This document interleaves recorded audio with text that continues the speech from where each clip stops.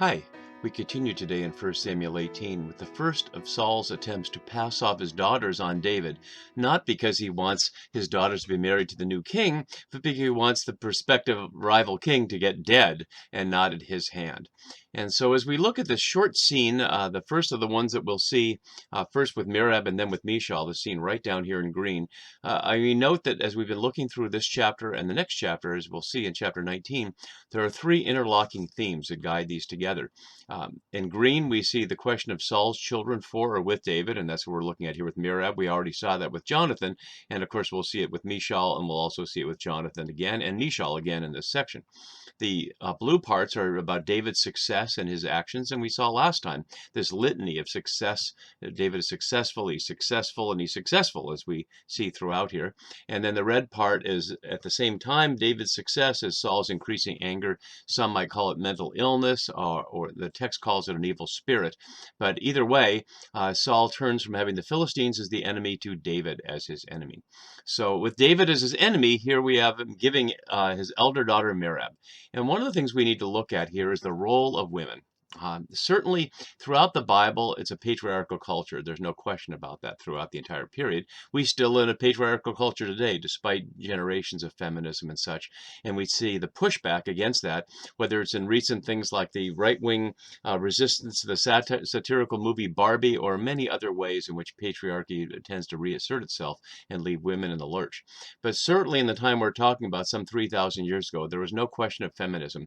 Women were subject to men, and the women in these stories struggle to get a voice and any freedom of choice at all. And so I want to highlight that because many women in the modern world, whether scholars or artists, have tried to deal with the fact that the Bible's silence or victimization of women is not ring true in these days. And certainly we can't change the biblical text, but we have to note the reality of that all these men are treating women as pawns in their game, and the women have almost no say in it all. So we'll look at that more as we go, starting with the scene here in these three verses with Merab. We also are looking at the key words, and today we're looking at just this section here, and we'll note in the translations that I've been rendering here to reveal some of what the New RSV covers up, especially body parts, face, hand, and eyes, as you can see, but especially in this section, hand and eyes. So we saw last time, hand and face rather, so we saw last time the question of Saul being afraid of David's face and moving David away from his face, but David leading the Israelites before his face. And now we have the issue of the hand. He will not raise a hand against him. Rather, it'll be the hand of the Philistines who will take him. And we'll see in that a lot of what is anticipated of David's plausible deniability for all the deaths that happen around him, that his hand is not directly implicated in. And readers will have to decide for themselves then and now how violence happens and politicians say, I had nothing to do with it, whether we think that's true or not.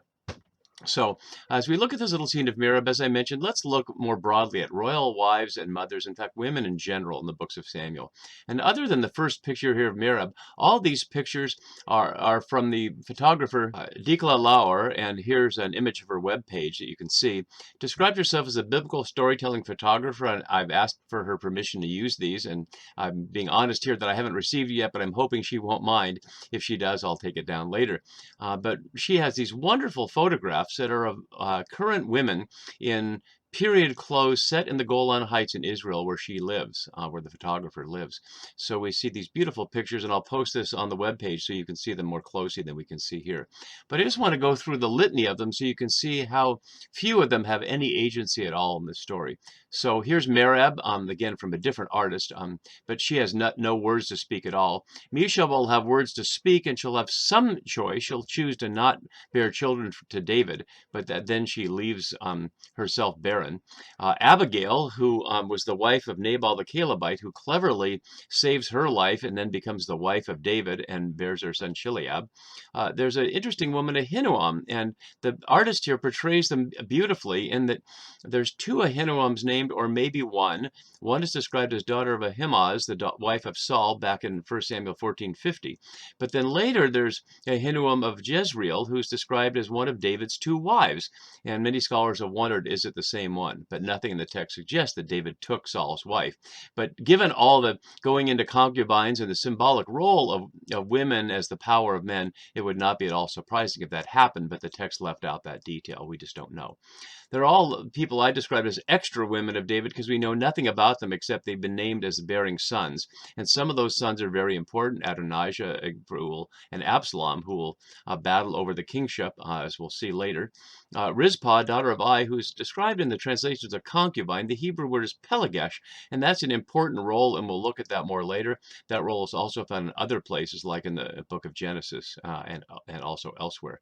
And we'll explore there the way that in biblical marriage has almost nothing to do with marriage these days. So any attempt to get some kind of marital ethics from the marriages in the Bible is really not going to fit in our world in most ways. There are some things that can stay, and these videos are not about ethics in general, but they are about noting the differences in cultural context, so we'll do that. David also has concubines, Pilgshim here, and others described as women. And I note that because there is no word for wife in Hebrew or in biblical Greek for that matter. They're simply women. So Saul is giving David Merab as a woman, not as a wife, but it's implied as woman. She will be your woman. And speaking of which, there's Bathsheba, who of course is famously the wife of Uriah. And I put here that David raped her, and that's controversial, I realize, but scholarship is moving more in that direction. Certainly, she doesn't seem to have any consent involved, and that would make it rape. And we'll look at that story in great detail as we go. And she's a victim in two ways. She's a victim of David, and then she's a victim of Nathan, as we'll see in 1 Kings, at the end of this monarchy story here. Then there's Tamar, the one daughter of David, after he has all these sons and one daughter, and her fate is also to be raped by her half-brother. And then she's avenged by her full brother Absalom, but she's left barren by her terrible brother Amnon, who rapes her and then leaves her abandoned. And then Abishag the Shunammite, who's a mysterious character in 1 Kings, who's described as beautiful and a virgin, and it highlights that David did not know her sexually, and yet she's so beautiful, she's there to keep him warm in bed, and then she becomes a symbol for the succession, as Adonijah seeks her from Bathsheba, and then that leads to his exile and death. So notice in all these stories, the women are subject to the men and have almost no agency whatsoever. They are basically treated as property and as children-bearing people, and only the cleverness of people like Abigail allow them to have any agency whatsoever. So let's look back at how Merab is treated in this scene here in verse 17 to 19. And we get a nice glimpse of Saul here, as Saul said to David, curiously, in the last time that Saul speaks to David directly of his own free will. He will respond to David under pressure in chapters 24 and 26, but already right in the beginning, only 2 chapters after they've met, and only a chapter after he's still wondering who is this young man, he will stop speaking to him. Let's look a little more closely at the verses we have here. As Brueggemann says, the strategy of the marriage sounds strangely anticipatory of David's successful disposal of Uriah, which is to say, someone who takes a woman and to give her to you and hopes that that the man will be lost in battle. Of course, it's not David. David, as husband, will get her, and Saul hopes that he'll be lost in battle, whereas in the Bathsheba story, her true husband Uriah is lost in battle at David's hand. So maybe he gets the idea from there, who knows. So he says here, literally, behold, henna, as the New RSV almost never translates. So behold, my elder daughter Merab. And notice how he's bringing her here just like she's an object. She has nothing to say whatsoever. He doesn't even introduce her as David, this is Merab. Merab, this is David. Now, that's how we would do it, not how they would do it. But she just stands there silently. We know nothing what she looks like. Notice we know what Saul looks like. He's tall, head and shoulders of everyone else. And David is ruddy and good looking. We know nothing about what Merab looks like. So the picture we see here is obviously imaginative, as are all the pictures. None of them are described.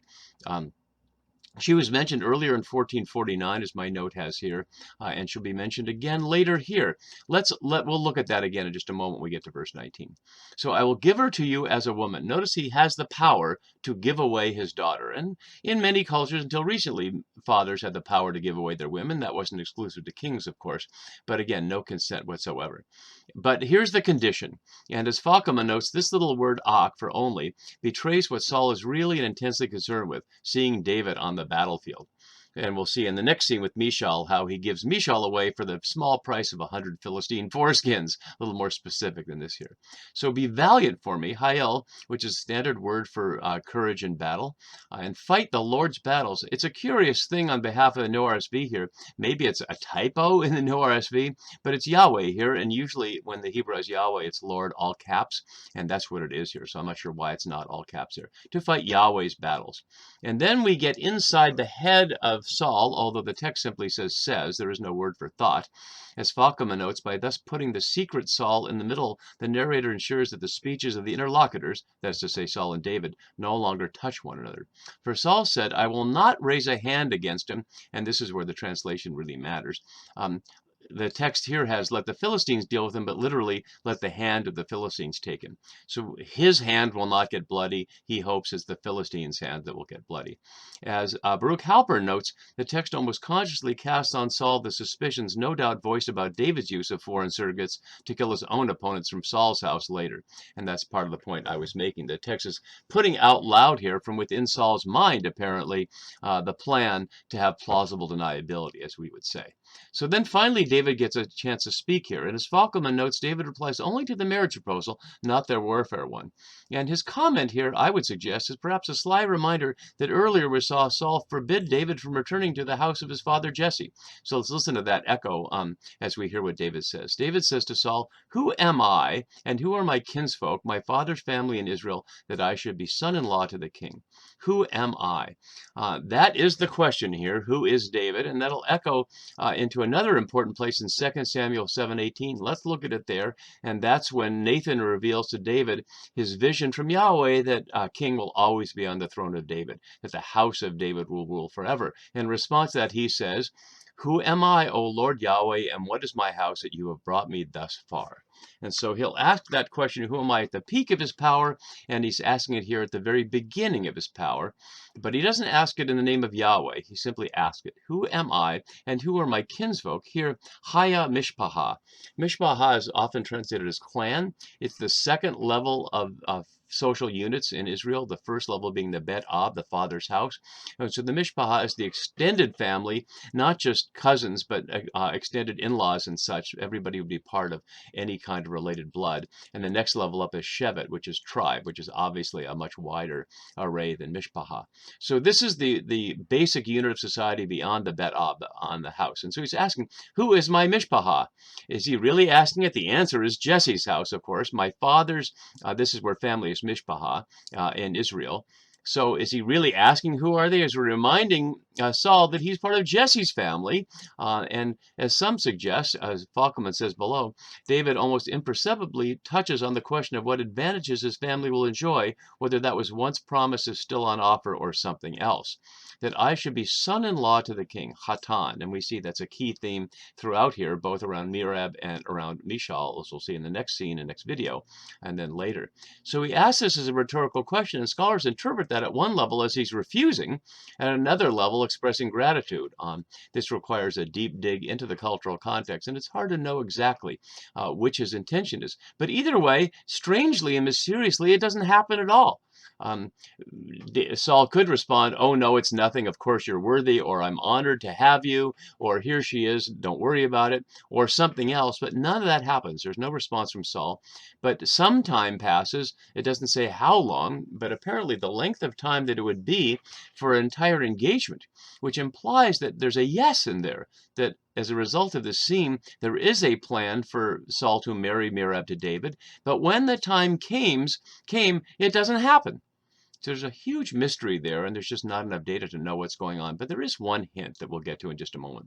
So when it says should have been given, notice the passive here. It's not Saul doing it here. Saul is erased. Should have been given, she was given.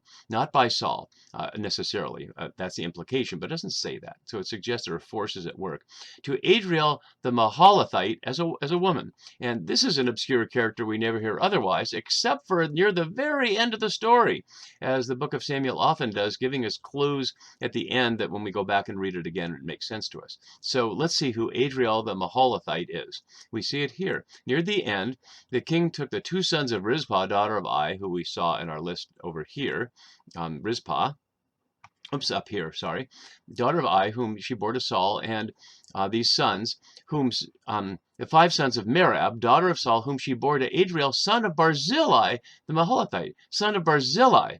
And so Barzillai here is an important character that we see way later. Barzillai the Gileadite, I'm sorry, at this point is aged, as David is also aged, and he's one of David's counselors, who's been his counselor for many, many years. And he's a very wealthy man. And at this point, he's saying, I'm old and I'm tired, and I can't come with you as you return to Jerusalem, having defeated Absalom, your son, as a rival.